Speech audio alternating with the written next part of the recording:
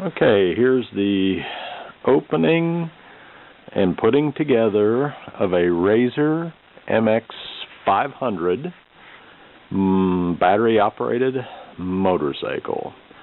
I'm going to walk through all the parts and putting together of this box.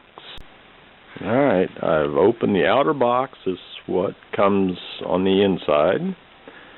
It's pretty sturdily packaged, so I'll be taking this all off. Okay, the lid of that box comes off, and here's what's inside. So I'll be taking some pieces and parts out, laying them out. Okay, I've stripped off the front of the box, taken off most of the bubble wrap and packaged cardboard here. So this is basically what you get: front tire, front fender. I haven't found the parts box. It's probably underneath of it someplace, but looks like it should go together pretty simply. I will go to the next step and pull it out of the box and set it up. Get a good box cutter, because some of these boxes are pretty heavy duty. Okay, here's the contents of the parts bag. Looks like a charger, probably the front fork yoke bolt there. Instruction book here.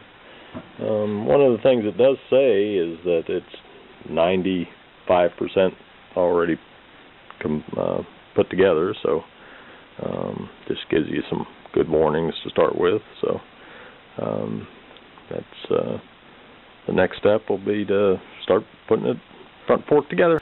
Okay, here's the handlebars attached with these two brackets, and the front number attached. If you look back here, I attached it right here through the bolt that also goes through the front fender.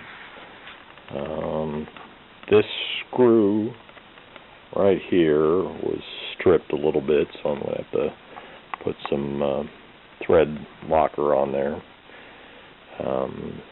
Next step is to put the front wheel on. Okay, I've got part of the front axle on with this big bolt here that's you've got to run through the axle, the bearings and everything in there. Well, come to find out, there's a inner sleeve inside the axle in here, and it kind of slops around so that when you stand the wheel up like this, it falls down on the bottom. So when you try and push this bolt in, it's off-centered and it won't let the bolt go in but just a quarter of an inch or so. So what I did was take a screwdriver, over on this side, and centered that little, stuck this in, centered that little loose sleeve into the hole there, and wiggled this thing, and then it slid in. So that's a little bit of a gotcha here. So if yours is a little bit hard to get in, look for that little sleeve in there. I'm not sure why it's not greased in so it doesn't move around as much, but that's the first issue I've really had. Okay, here it is. I plugged it in to charge it up. The light on the little indicator here, don't know if you can see it, but it's showing red. One thing, this thing right here turns on that pivot right there, so don't try and pull it. I tried to pull it out, but it didn't work. So it just kind of rotates in a clockwise direction. So it looks like I'll check the inflation on the tires, make sure the battery gets charged up, tighten a few more nuts and bolts, and that should just about be it. The instructions are pretty good about repair and maintenance and fixing chain issues. One thing I would suggest also was getting a good Phillips head screwdriver instead of the one they give you. And if you can find a